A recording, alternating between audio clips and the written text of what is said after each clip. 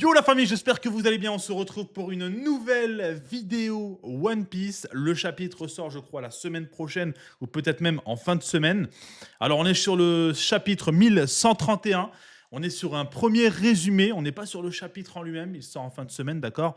On n'est même pas sur les spoilers, mais on est vraiment, enfin les premiers indices, on est vraiment sur un petit résumé du contenu de ce chapitre. Donc on va lire ça ensemble, l'analyser, peut-être faire quelques théories et vous allez voir qu'on est quand même sur un très gros chapitre. Mais avant de commencer, je vous invite à liker, à commenter, à jouer le jeu les gars, puisque après un an d'absence, forcément, YouTube me sanctionne, on joue le jeu, voilà. Je joue le jeu, voilà, c'est le jeu, c'est les règles du jeu les gars, de toute façon il n'y a pas le choix, j'ai envie de te dire. Donc n'hésitez pas les gars à donner de la force. Et on commence directement, d'accord, par ce résumé, d'accord, qui annonce du très lourd dans ce chapitre.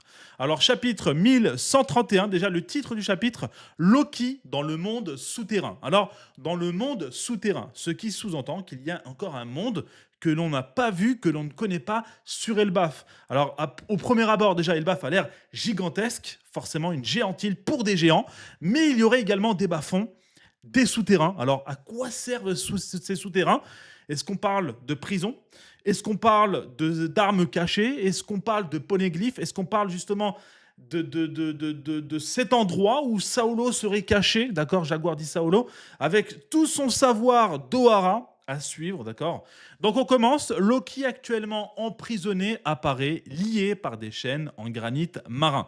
Alors, gros élément en début de chapitre, les gars, puisqu'on parle de granit marin. Donc, Loki a un fruit du démon. Dans le chapitre précédent, on sait qu'il voulait voler, on ne savait pas s'il avait réussi ou pas, mais il voulait voler un fruit légendaire dans la famille royale. Chose faite apparemment, puisqu'il est lié par des menottes en granit marin. Et à mon avis, ça suppose et ça sous-entend un putain de monstre. Encore une fois, moi je vous le dis, hein, pour moi Loki, si tous les mecs d'Elbaf, ils n'ont pas réussi, enfin ils ont tous dû s'y mettre pour l'attraper et l'attacher à cet arbre, c'est que le mec, c'est un putain de monstre, hein. Il s'approche pas loin des niveaux Yonko, si ne l'est pas déjà, ok? Donc, avec des gardiens animaux qui patrouillent dans sa prison. Ok, on serait sur un délire un peu à la Impel Down. Donc, il demande à Luffy de le libérer en promettant en retour de détruire l'équipage de pirates que Luffy voudra.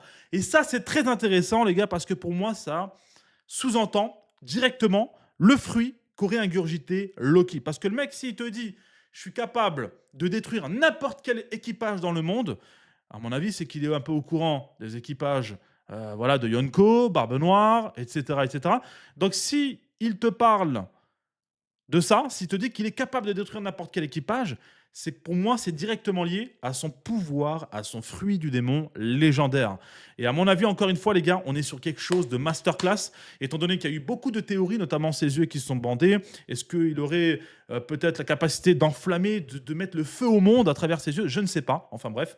Au cours de leur conversation, Loki insulte Shanks. Oh, intéressant. On sait que Shanks était sur Elbaf il n'y a pas très longtemps, ce qui met Luffy en colère et l'amène à attaquer Loki dans Anguirre 4 directement. Ok. Ok, bon, vous connaissez les gars, Luffy, on tous pas Shanks. Hein. Shanks, c'est la famille. Mais c'est intéressant. Les deux ne s'entendent pas. Shanks, Loki. Pour moi, Shanks est dans le camp du bien. Donc forcément, ça sous-entend que Loki est peut-être mauvais de par ses actes, de par ses actions ou ses intentions à avoir par la suite. Donc le gouvernement mondial a placé une prime spéciale de 2,6 milliards de berries sur la tête de Loki. Les gars, c'est énorme. C'est énorme. Pour un mec qui, pour l'instant, je suppose, est resté seulement sur Elbaf, c'est énorme. C'est vraiment un truc de fou, les gars.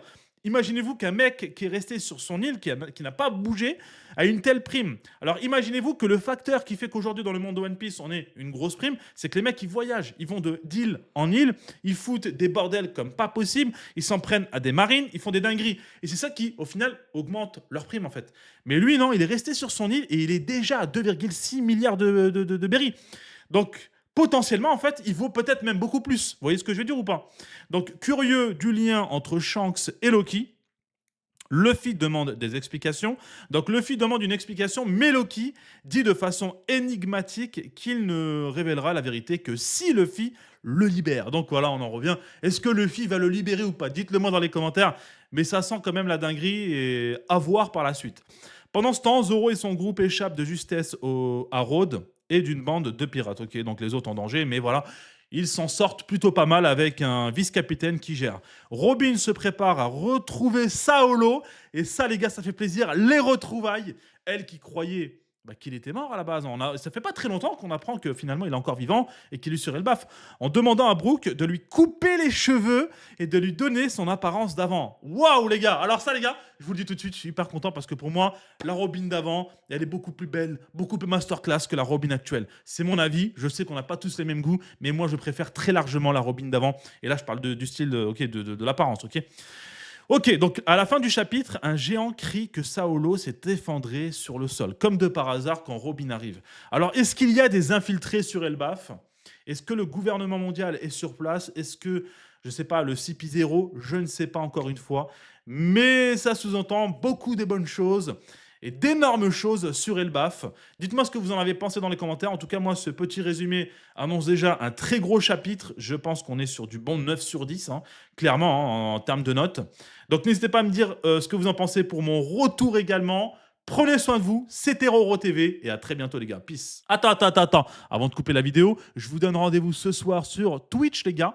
Je lance une réaction marathon découverte de Arcane saison 1. Et puis en fin de semaine les gars, forcément, on va réagir au chapitre de One Piece sur Twitch. Le lien est juste en dessous de la vidéo. Prenez soin de vous les gars.